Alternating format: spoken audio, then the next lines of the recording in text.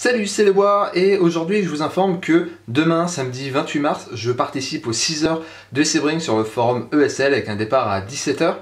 Je serai sur le P2 Oreca, le numéro 95. Je piloterai cette voiture avec Iceman, on sera donc deux pilotes. L'objectif pour cette course, il est très modeste. En fait, moi, ce sera mon deuxième départ en ligne sur R-Factor et Iceman, ce sera simplement son premier. Donc forcément, on va pas être, il n'y a aucune chance qu'on soit aussi compétitif que des gens qui ont voilà, de l'expérience sur ce jeu. Il y en a beaucoup pour qui c'est pas la première participation aux 6 heures de Sebring sur ESL. Et donc voilà, pour nous, tout était nouveau. On a passé énormément de temps à travailler le setup de la voiture. C'était très long d'avoir un setup efficace.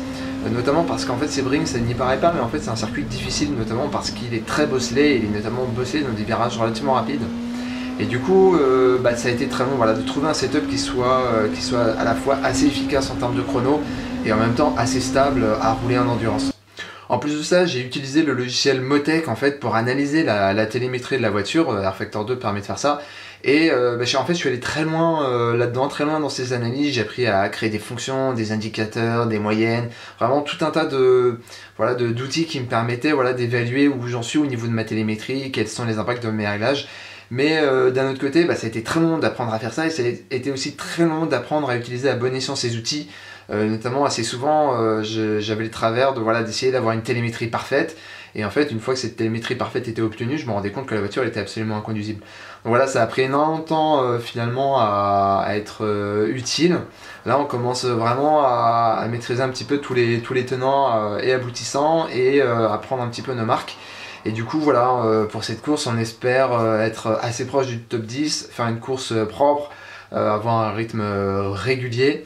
Et du coup, accumuler le maximum d'expérience pour la suite, sachant que nous, on visait plutôt les 12 heures du Mans en juin. Là, je pense qu'on aura le temps de finaliser un setup très compétitif et d'être vraiment prêt à 100%. En parallèle de ça, j'ai aussi passé pas mal de temps à créer un skin pour la voiture. Je vous avais fait une vidéo pour vous montrer un petit peu comment faire ces skins. Donc voilà, départ demain à 17 heures, la course elle est streamée en direct sur Paddock TV, je vous mettrai un lien dans la description. Et j'ai plus qu'à vous souhaiter un bon week-end.